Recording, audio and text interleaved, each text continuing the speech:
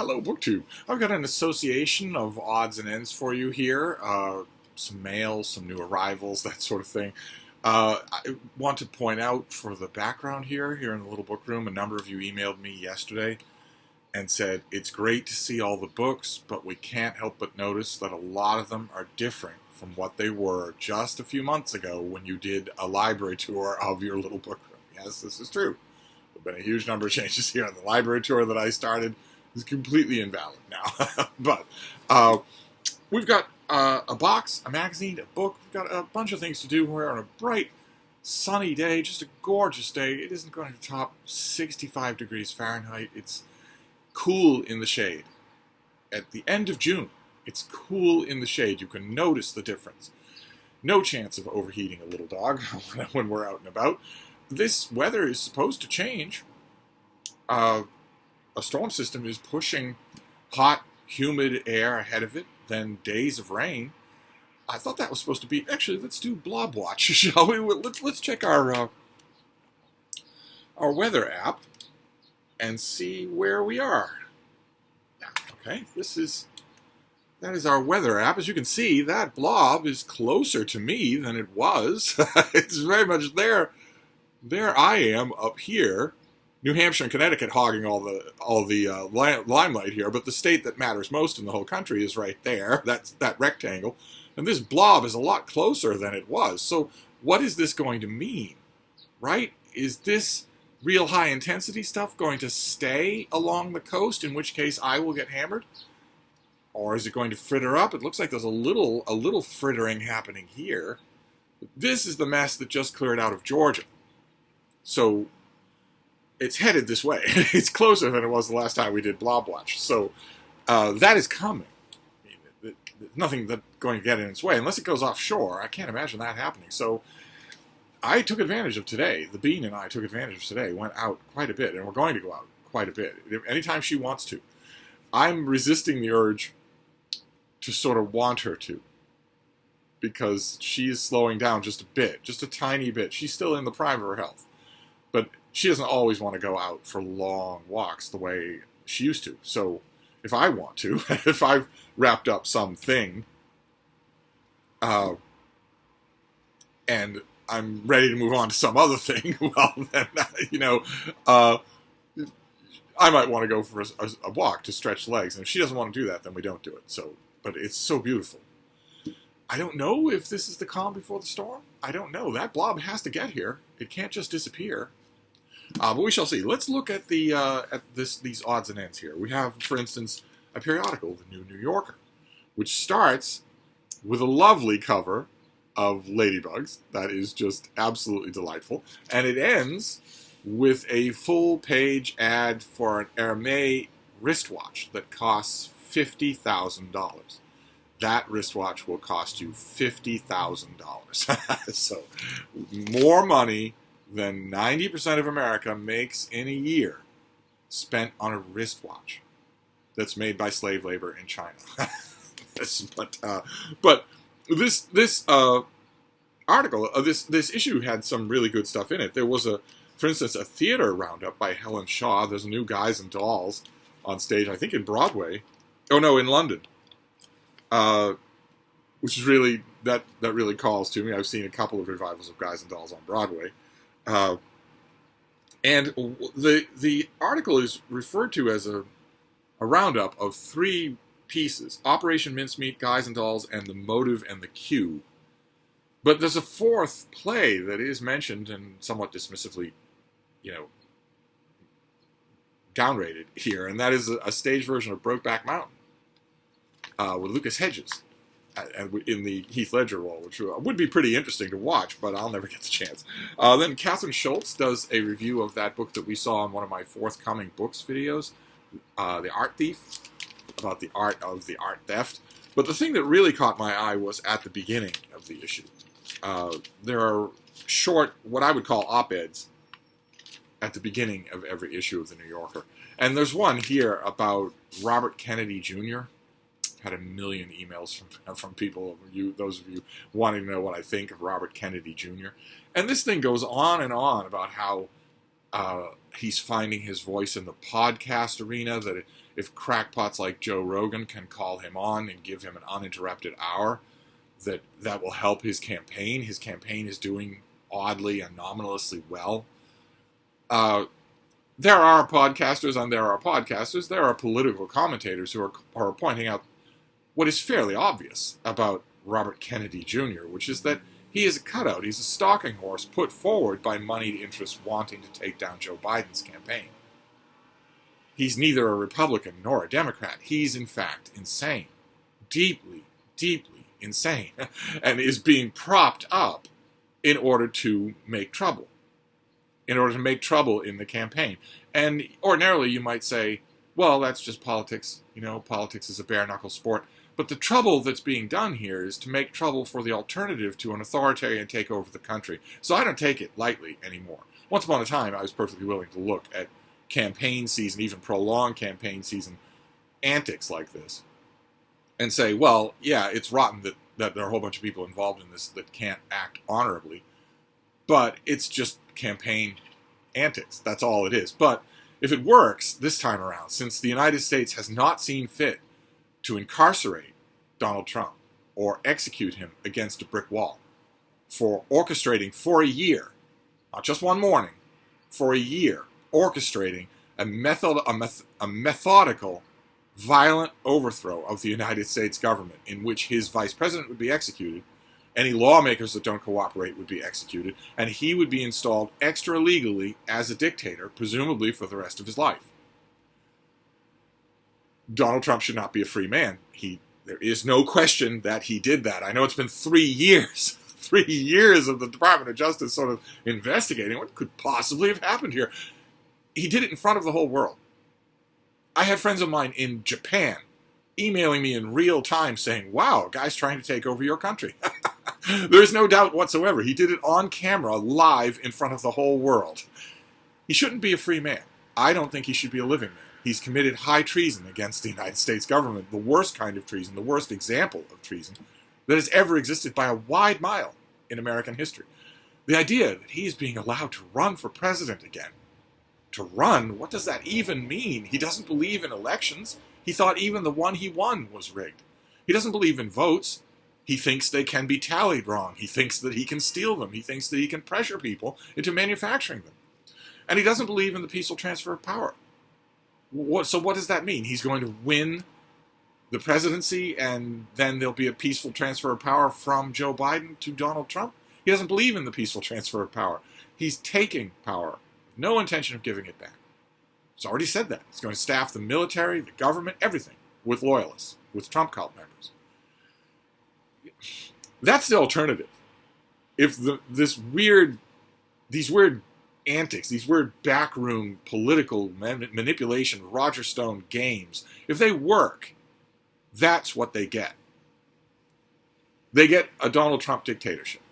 They get the change in the United States that he tried to bring about from a representative democracy to an autocracy. And if you're snickering at that, as I've said many times on this channel, if you're in Brazil or Switzerland or whatever, and you're snickering at that thinking, well, I guess you Americans won't be so smug anymore, I might point out what I've pointed out before, which is that you live, no matter where you are, you live 20 minutes from a gigantic U.S. military base. You're not free to snicker. This is not a it'll happen to somebody else problem. The United States is the most powerful country that's ever existed in the history of the world and has been steadily over the last 60 years militarizing its presence all over the world. You're not free from that at all. Okay? If a racist xenophobe becomes dictator of the United States, he gains control of that military base that's just up the road from where you are in Paris or in Stockholm or wherever.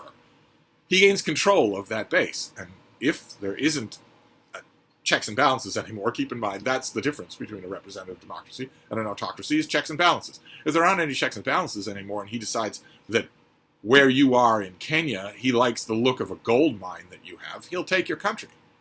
Think you can stop the United States military? If it's not being conscientiously run, do you think you can do anything about it? No, you can't. No, you can't do anything about it. And the few countries who can do something about it are willing to risk nuclear war to do something about it, and that's the end of everything. So these are no longer innocent political games, and that's all they are in this profile. If you want to call it a profile, that's all they are. The fact that JFK is insane, the fact that he never says anything that isn't easily, demonstrably false, the fact, in other words, that he comes out with lots of crackpot theories is buried like 10 paragraphs in here. Most of this article, if you read this article and you don't know a lot about Robert Kennedy Jr., you're going to think the campaign season, they turn up crackpots all the time. Peace even calls him a crackpot. They turn up crackpots all the time. You know what that's like. This isn't like that. This is dangerously naive, surface-level profiling of this guy, and it's by Antonia Hitchens. And if she's the Antonia Hitchens that I think she is, she ought to know better. but that was the New Yorker. It also had a movie review, a review of the new Wes Anderson movie with Scarlett Johansson. The review is by Anthony Lane, and I'm interested in reviewer takes on that movie. But I'm not going to risk reading an Anthony Lane movie review because at any moment he could detour into the fact that he masturbated over what he'd seen on the screen. I'm not going to run that risk. I don't want to know that about him. I don't want... at the very least, Jeffrey Toobin is no longer on the air. Why the New Yorker still employs Anthony Lane, I have no idea. But they haven't lost me as a reader. I'm not saying, cancel my subscription. But I'm not going to read anything else this guy writes. And that's too bad, because he was a really good writer. Before he became a sexual deviant, he was a really good writer. But that was the magazine. Then we have the book, and the book I blame Bill Rutenberg. This is and also BookTube. I blame BookTube in a good way. The Bean and I were out and about. We were roaming around. It's beautiful, beautiful mid-morning. It was just gorgeous. So we were roaming around basically until she got bored. And we came across a little free library. And in the little free library, there was yet another hardcover John Grisham novel. This is The Whistler. A little bit the worse for wear. This has a library cover on it. It's probably been to one library sale too many. I'll do my best to clear this up. I think the problem here is that gunk has got in between the cover of the book and this plastic dust jacket. And that's not hard to fix. Just, open up the plastic dust jacket, reach in with a nice, microfiber cloth or a piece of tissue or whatnot, and clean all that out. This is the story of a whistleblower. Yes, this was right around the time when I stopped reading every single thing that Grisham did. 2016. Okay, this was after I stopped reading everything that Grisham did, so I don't think I've read this. Let's see here. We expect our judges to be honest and wise. No, we don't. Not now that there's a Trump court. Now that one Republican judge after another on the Supreme Court is being revealed as the lapdog plaything, the bought and owned wholly subsidiary creature of some nameless behind-the-scenes billionaire. Now that is one by one being discovered, we don't trust our judges to be impartial anymore at all. Although it really bothers me, as long as I'm in full rant, it really bothers me that when the news about Justice Alito broke, that he's Clarence Thomas, that he's in the pocket of a billionaire, and too stupid or too venal to know that thoroughly compromises his legacy, that any reasonable, objective biography of him written by a non-American in 20 years will concentrate only on that he's a sham as a justice. But it's really bothering me that in the news and in the commentaries, the online commentaries, the YouTube commentaries and whatnot, and the op-eds that I'm reading, he is being referred to as the latest example of the corruption of the Supreme Court. That is not true. That is not true. There are no such stories about Republican justices, or Democratic justices. There are no such stories about Democratic justices. This is only about the fascist appointees. That's all. They're the only... It's not the corruption of the Supreme Court.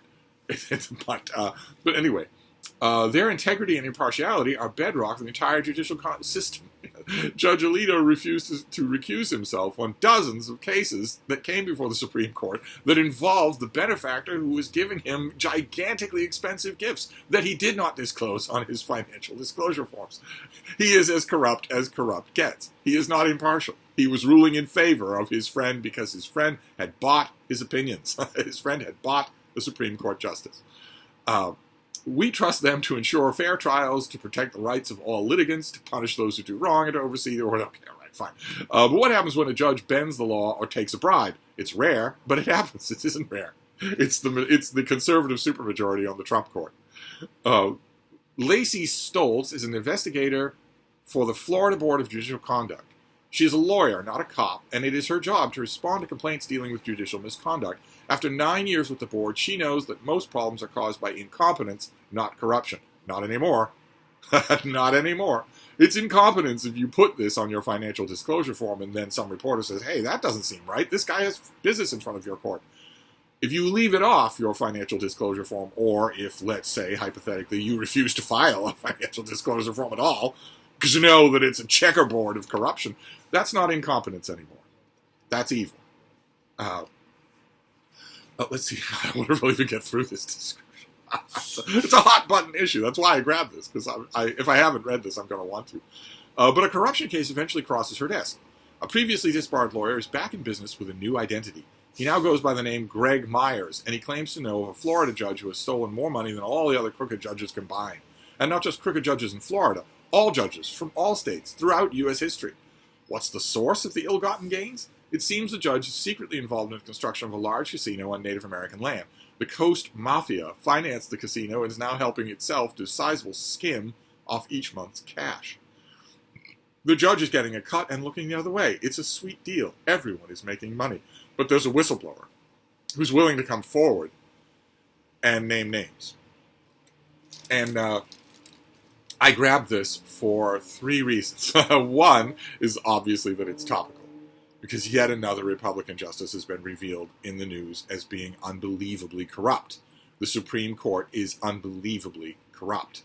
Now, without more majority in Congress, there's nothing that a Biden administration can do about that to remove those justices. Not that they're looking to do anything about it at all. Not that the Judiciary Committee, which could easily turn the lights off in the Supreme Court building. Okay? It's not like the court is beyond any kind of touch. Dick Durbin is not an appointee for life. He's an elected official. And he could, with the right backing from his committee, which he technically has, he could say, I'm cutting funding for the Supreme Court. And I don't mean for your limousines or your home protection details. I mean for the water bubblers and the electricity in your offices. I'm pulling the plug on you. You're not getting another dime of funding at all. Period. I can push it through, I can make it work, and I can make it stick. So you want to do your business in a dark room, you want to freeze to death in winter, you go right ahead. If you don't want to do that, then Justice Roberts, I want these justices gone. I don't want them turfed out and barely here in courts. I want you to tell them to resign. I don't care how many Supreme Court justices it gives to a Democratic president. They've got to go. If they go, I'll turn the lights back on in your effing offices. If they don't, I won't. So I did it for, one is for that reason. The Biden administration isn't going to do anything about this. The obvious thing they can do, apart from playing hardball with the Judiciary Committee, is to expand the court. Right now, there's a supermajority of fascists on the court. Trump judges. Expand the court. Put 5 more justices on here and have Biden pick them all. He doesn't need any.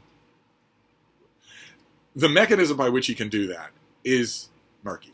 He could easily just decide tomorrow to do that. He's not going to do that because he's a so-called institutionalist. So that was one reason this was on my mind, is that this is a hot-button topic.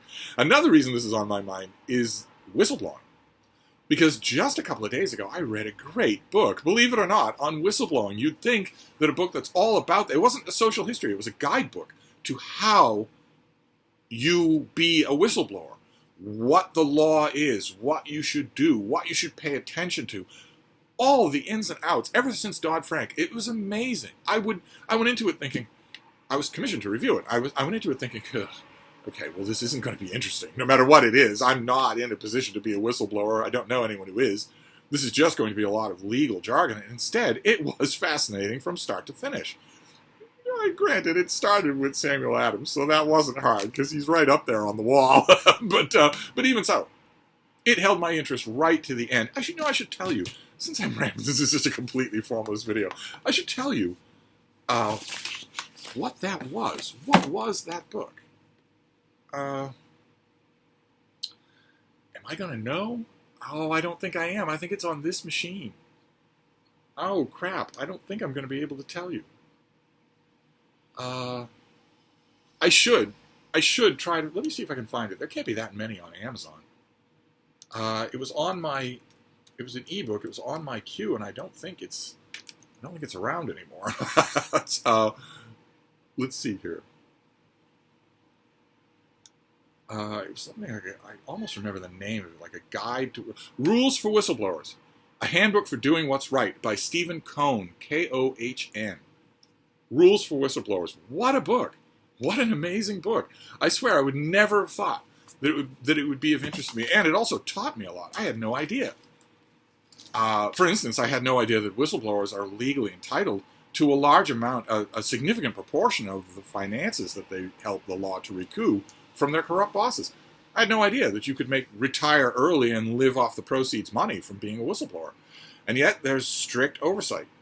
People don't, if you do it and you're making it up just for some sort of payday, you're going to spend a long time in Leavenworth. It's not a thing that people do lightly. I also had no idea, I guess because I didn't know much about the subject, I had no idea that you could be a whistleblower for even a gigantic corporation or an arm of the military anonymously.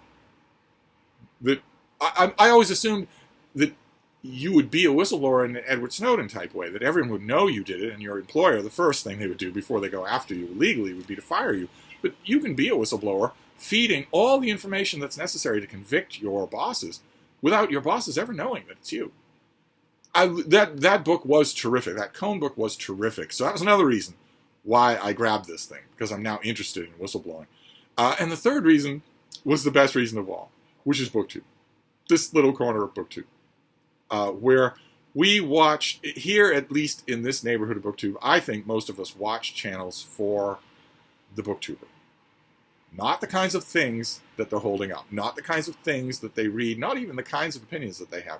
You're watching it for them. You're visiting with friends. Maybe that's just a skewed vision of my own, because those are the channels that I tend to watch and really like.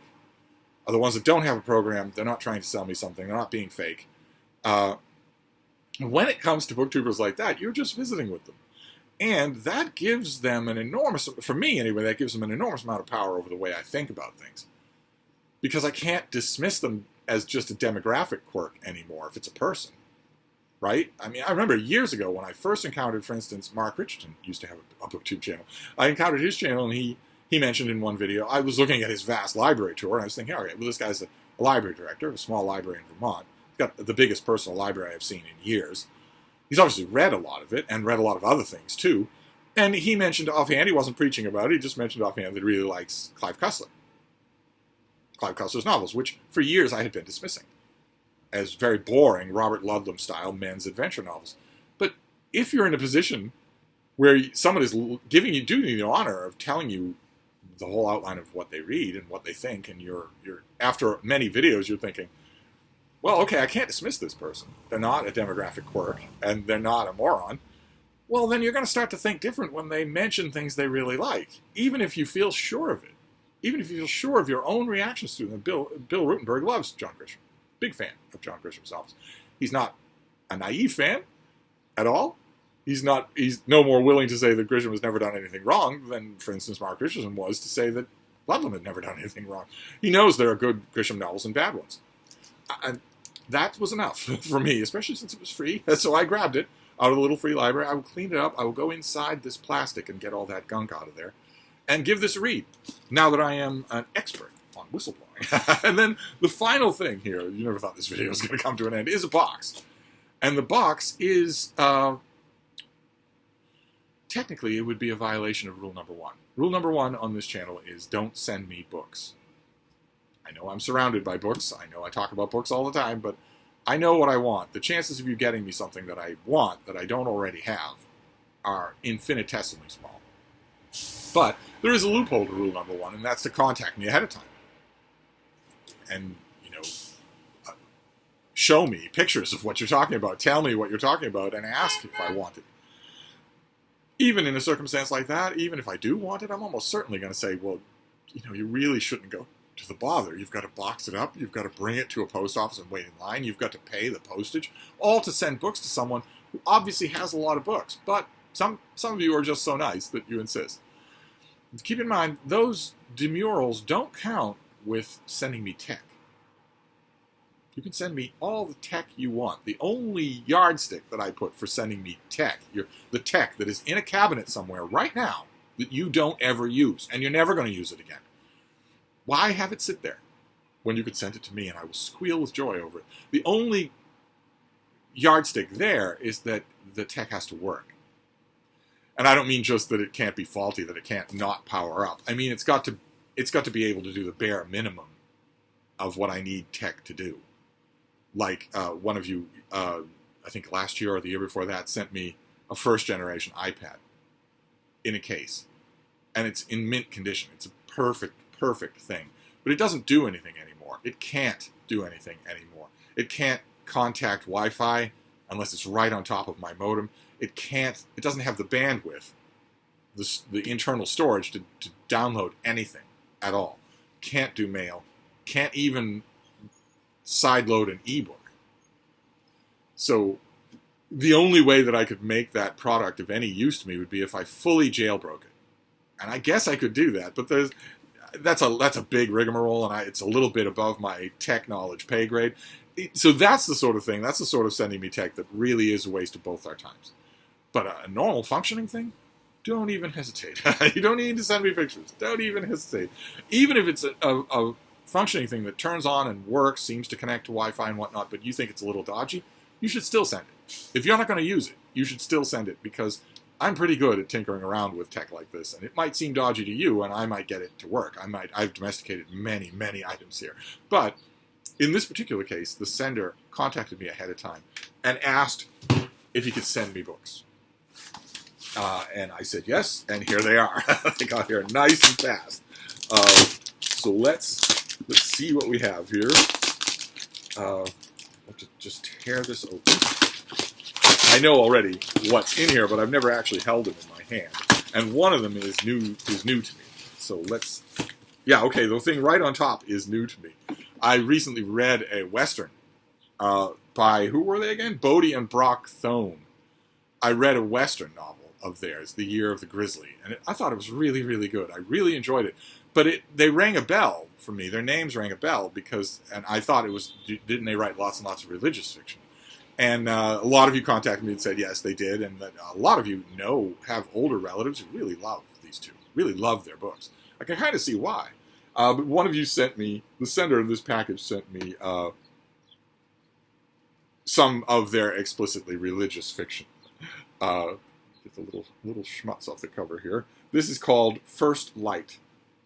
And you know right away what it's going to be because, well, it's the AD Chronicles with a little fish symbol, but you've got vaguely Roman armor there. Granted, this is the sort of Chippendales version of vaguely Roman armor, but this is vaguely, just a hint to cover designers. Romans didn't wear that on their bare skin. Okay, but anyway, what have we got here? Oh, there are our authors. I'd never seen them before. There are our authors. Okay, so what have we got here? Spiritual and political darkness shroud the world's holiest and most turbulent city, Jerusalem. Ruled by Rome and manipulated by religious rulers with only selfish interests in mind, the people of Jerusalem wonder if their deliverer will ever come. Susanna and Manon desperately search for hope and meaning in a world where their love is forbidden.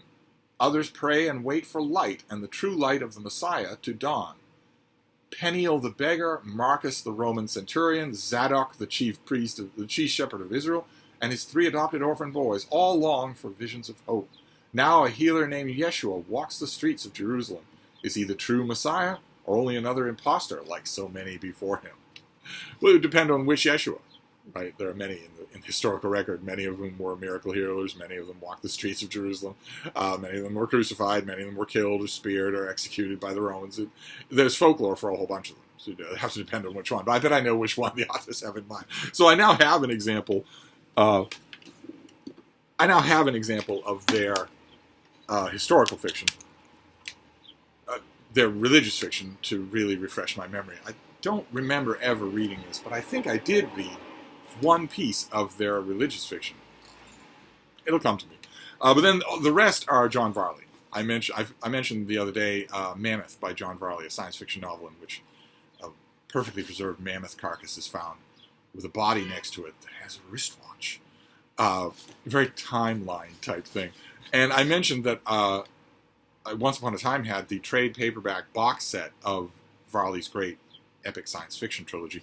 And one of you found hardcover volumes of those and sent them to me. So here is Demon, where the demon is Marilyn Monroe.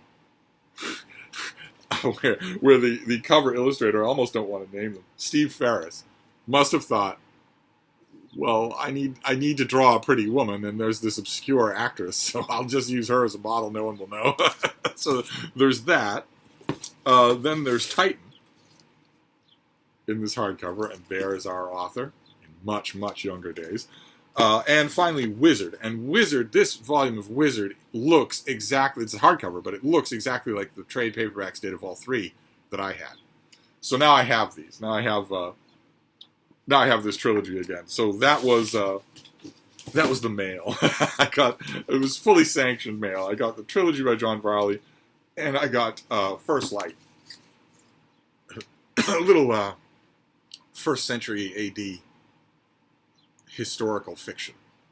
So that was our mail haul. We got some science fiction, The New Yorker, a John Grisham novel that I will clean up and read, all about whistleblowing. I wonder how much detail it will go into. I'm all ready for the detail now in The Whistler. And I wonder how much detail it will go into. Probably not many. I don't know. 2016, I think, was probably, if I remember correctly, that's probably a couple of years after John Grisham started more, I won't say often, but regularly in his output. If he does 2 novels a year, regularly, one or both of those novels in a given year would be just flat out dumb. Just a dumb, lazy book, an outline. And John Grisham, for a long time, for like 10 or 11 novels, absolutely did not do that. He might not have been your cup of tea, but he did not do that. And then he started doing that. And I don't know if this one is not. I don't think I've ever read this, so we shall see. But anyway, I'm going to wrap this up for now. That was a little bit of mail, a little bit of this, a little bit of that on a bright sunny day. I'll wrap this up for now, but I'll be back. Thank you, BookTube.